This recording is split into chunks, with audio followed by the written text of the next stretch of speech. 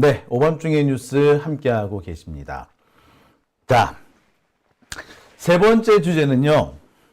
이건 조금 우리 함께 대화를 나눠봤으면 합니다. 여러분들의 생각은 어떠신지 궁금해요.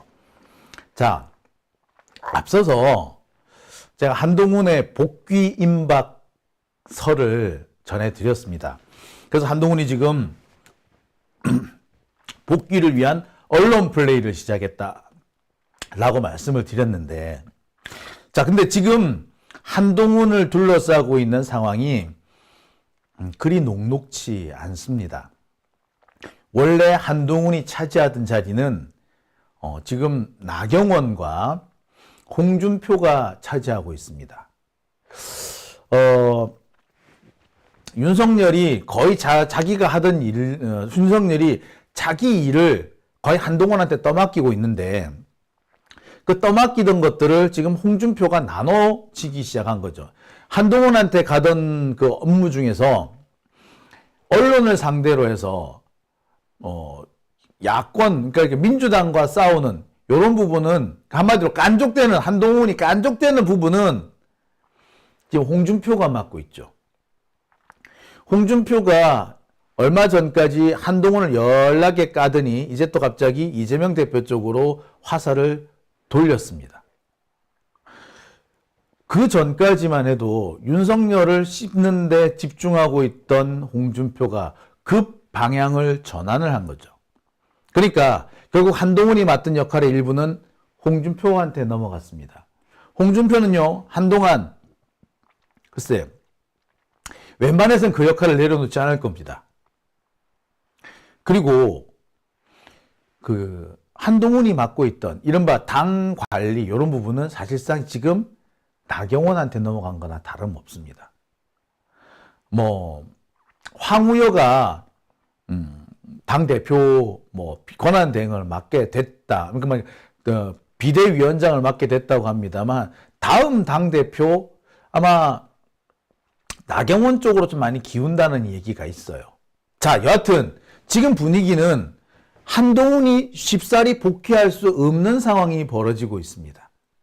자, 그런데 또 국힘당에 또 어떤 분위기가 존재하느냐 하면은, 한동훈이든 윤석열이든, 그러니까 한동훈이 됐든 지금 윤석열, 그러니까 윤핵관이 됐든 얘들 둘 다 얘들이 있어서는 안 된다. 솔직히 한동훈하고 윤석열하고 다르긴 뭐가 다르냐? 샤암쌍둥이 아니냐.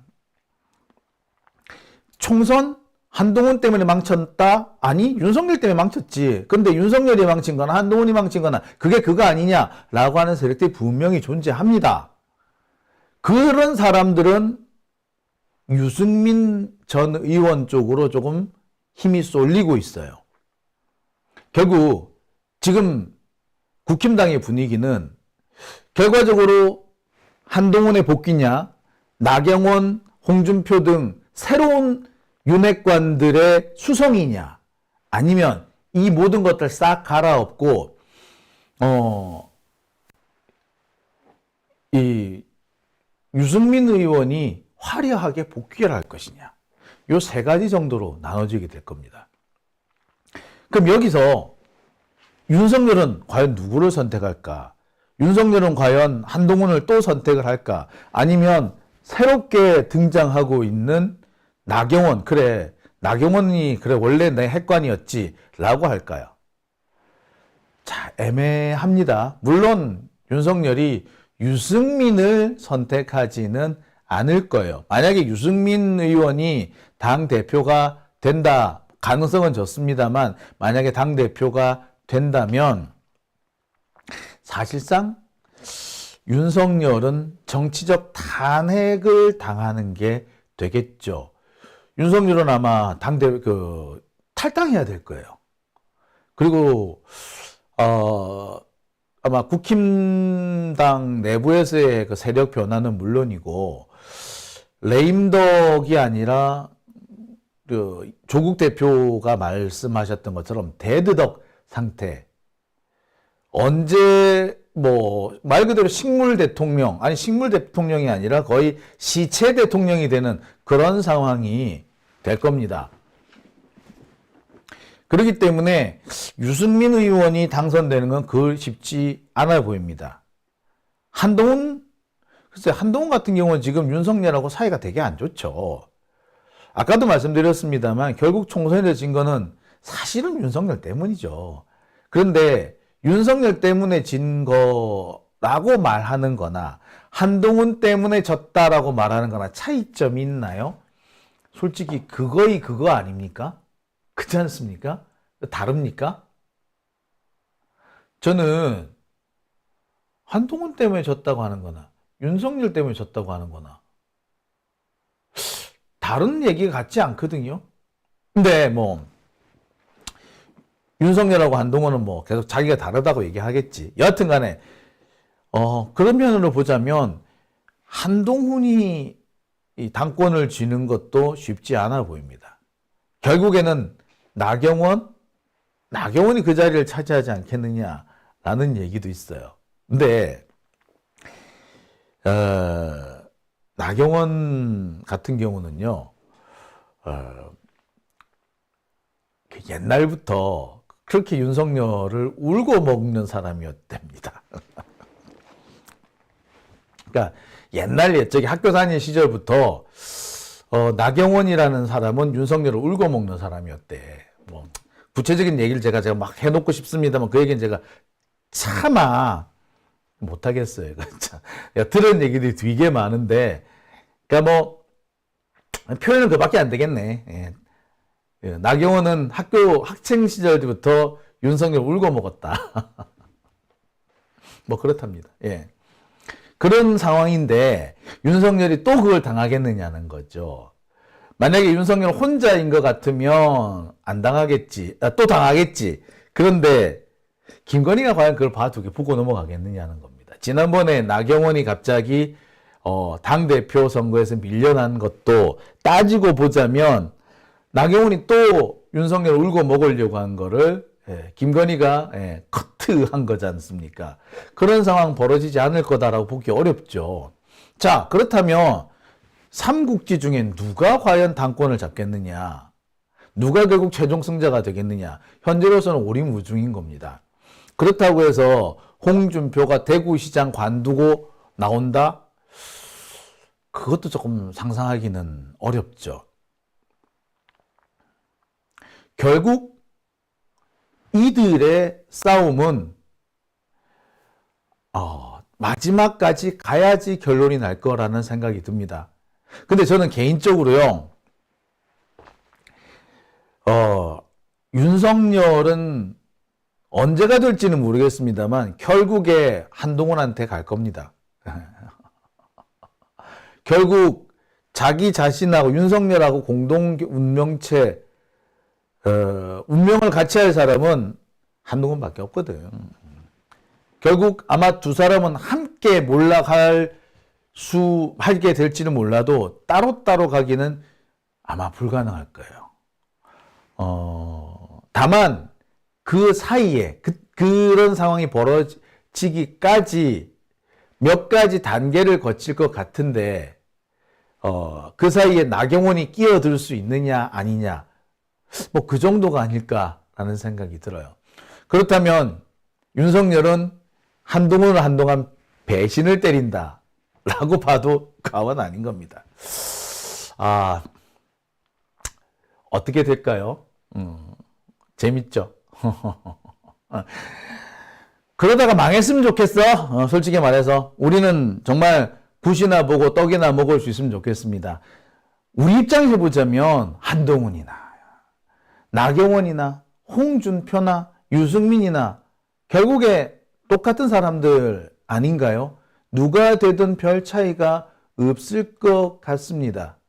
특히 노무현 대통령에 대해서, 조국 대표에 대해서 그렇게 표독스럽게 악담을 퍼부을 수 있는 사람들, 이재명 대표에 대해서 아무렇지도 않게 모함을 늘어놓을 수 있는 사람들, 유승민이든 한동훈이든 윤석열이든 홍준표든 나경원이든 한 명도 차이가 없습니다.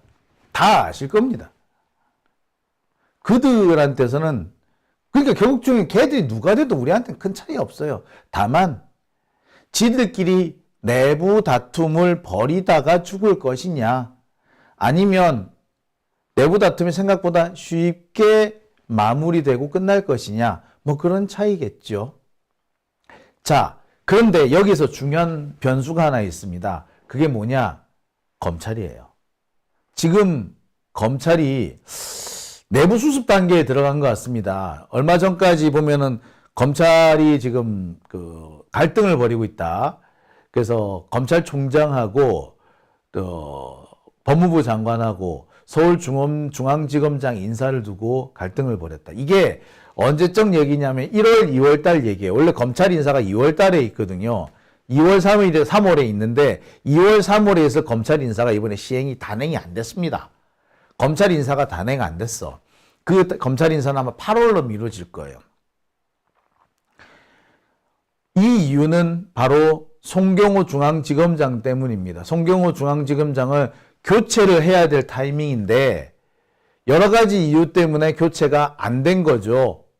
그러면서 송경호가 한 텀 더 하게 된 겁니다. 근데 이 부분을 두고 뭐 검찰 갈등설이 있었는데 이 갈등설 빠르게 수습한 것 같아요. 검찰 내부에서 이런저런 그 갈등이 벌어지고 있고 파열음이 나온다라는 보도가 여기저기 터져 나오기 시작하니까 검찰이 아마 약간 긴장한 것 같습니다. 그래서 그 갈등을 빠르게 수습하고 외부로 화살을 돌리기 시작했다. 내부 총질 스톱. 야, 총군은 바깥으로 하기 있다라는 거죠. 그 총군은 바깥으로의 첫 번째 이 현상이 바로 지금 검찰이 진행하고 있는 뭐 윤관석 의원에 대한 수사나 신영대 의원에 대한 수사 뭐 이런 것들이 아니겠느냐. 다들 이렇게 보고 있습니다. 자, 이렇게 검찰이 빠르게 전열을 정비를 한다는 것은 뭘 의미하느냐?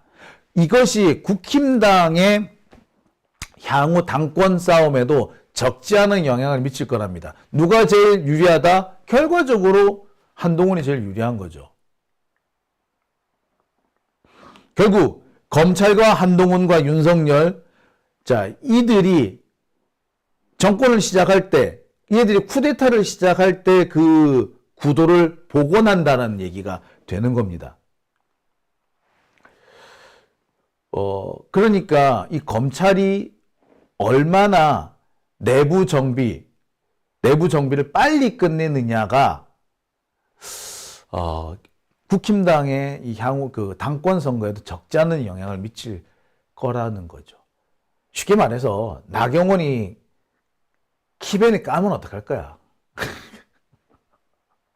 네, 그렇죠. 바로 끝장나는 거 아니겠습니까? 그런 상황이 벌어질 수도 있을 거라는 생각, 뭐 그런 지금 생각들이 지금 조금씩 확산되고 있는 분위기입니다. 그런데 참 참담하지 않습니까? 어떻게 검찰의 내부 분위기가 집권 여당의 당권의 향배를 좌우하는 그런 요인이 되는 걸까요? 아니, 실제로 그렇지 않다 하더라도 검찰의 분위기가 집권 여당의 당권 향배를 가늠할 수 있다라는 분석이 나오는 걸까요? 이게 가당키나 한 상황입니까? 예? 검찰 내부 분위기가 이러니 국힘당의 당권은 이렇게 갈 것이다 라고 말하는 거나, 과거 지금 군부 분위기가 이렇게 되고 있으니 민정당의 당권은 누구한테 갈 것이다 라고 하는 거나 차이가 하나도 없습니다. 검찰이 됐든 군부가 됐든 정치에 개입하면 안 되고 정치의 변수가 돼서는 안 됩니다. 근데 변수가 되고 있잖아. 결국 대한민국 검찰이 얼마나 썩었는지, 이들이 자유민주 국가의 검찰이라 불릴 수 없는 이유가 여기 있는 겁니다. 이게 검찰이야? 아니, 검찰이 왜 이런데 거론이 돼야 하냐? 스스로 부끄러워해야 되는 거 아닙니까? 근데 검찰은 전혀 부끄러움이 없죠. 그러니까 총선 끝난 지 채 며칠이 되지도 않아가지고 또 국회에 압수수색하러 쳐들어가는 거 아닙니까? 우리한테 남은 건 딱 하나밖에 없어요. 검찰을 철저하게 부시는 겁니다. 다시는 고개를 들 수 없게끔 지근지근 밟아나가야 돼요. 여러분, 재밌는 얘기 하나 할게요. 영국에는요, 얼마 전까지 검찰이 없었습니다. 미국에도요, 연방검찰이라는 제도가 생긴 지 얼마 안 됩니다. 왜? 미국은요, 검찰, 프로세큐터가 존재한 게 아니라 어토니, 대리인, 연방정부의 대리인, 주정부의 대리인, 카운티의 대리인, 법률 대리인이 존재했을 뿐이에요. 영국은요,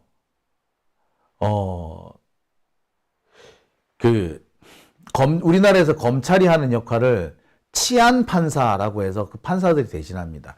지금도 미국의 많은 주에서는 검사 대신에 치안 판사가 그 역할을 대신하기도 해요. 왜 그랬느냐?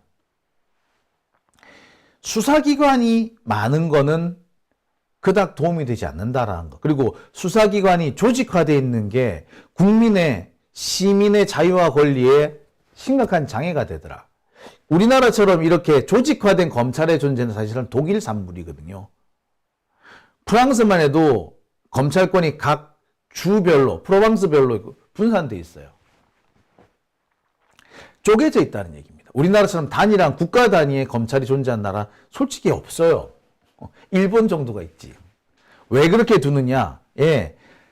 조직화된, 그러니까 공권력을 담당하는 조직화된 국가 단위, 일국 단위의 그 공권력 담당 기관이 있으면 그 기관은 반드시 권력을 쟁취하려고 든다. 쿠데타를 일으킨다는 거죠. 그래서 권력기관을 쪼개놔요. 이 유럽의 그 민주국가의 전체적인 어떤 그 특징입니다. 영국 같은 경우에는요, 육군이 없습니다. 영국 육군은요, 상비군 시스템이 아니에요. 상비군이 있긴 한데, 영국 육군의 상비군은 그렇게 많지가 않습니다.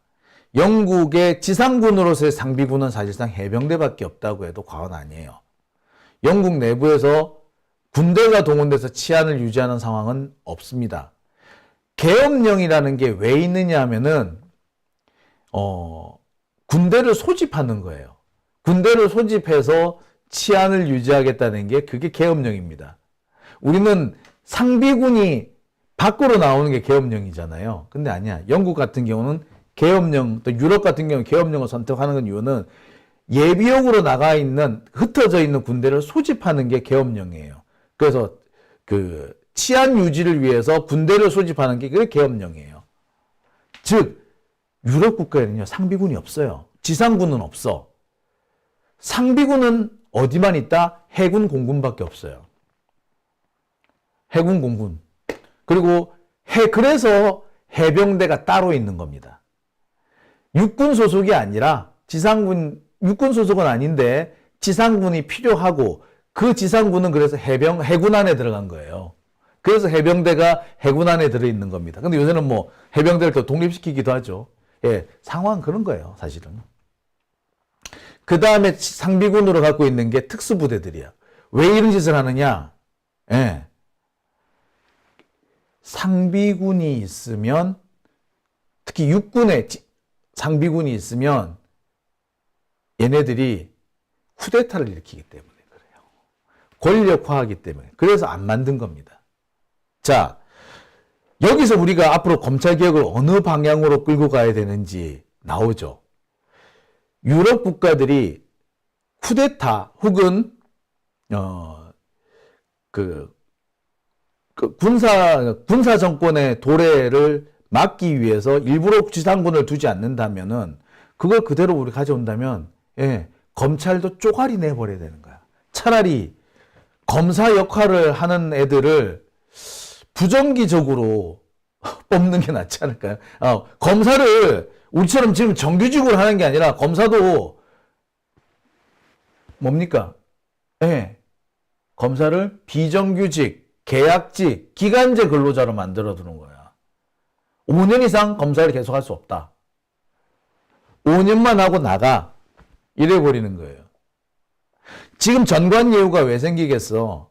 검사들이 20년, 30년 하니까 자기들끼리 인맥 관리를 하는 거잖아. 20년, 30년 동안 쌓여있는 인맥을 이용해가지고 특혜를 받는 게 그 전관예우잖아요. 근데 5년 달랑하고 나가면은 전관예우 생기기 힘들어요.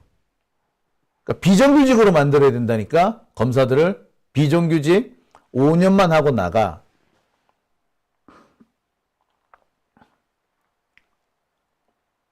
자, 어떻습니까? 예. 이게, 뭐, 검찰개혁 여러 가지 얘기를 하는데, 뭐, 여러 가지 얘기했습니다만, 제가 볼 때 제일 좋은 방법이 이거야. 검사 비정규직으로 만들면 돼요. 그죠? 검사를 비정규직으로.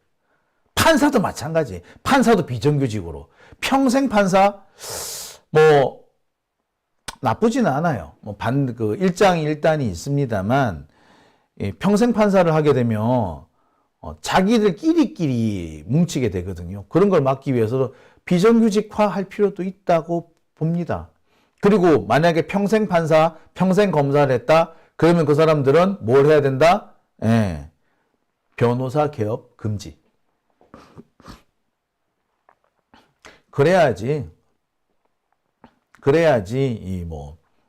정관예우 이런 게 없어지지 않겠느냐라는 생각이 드네요. 예.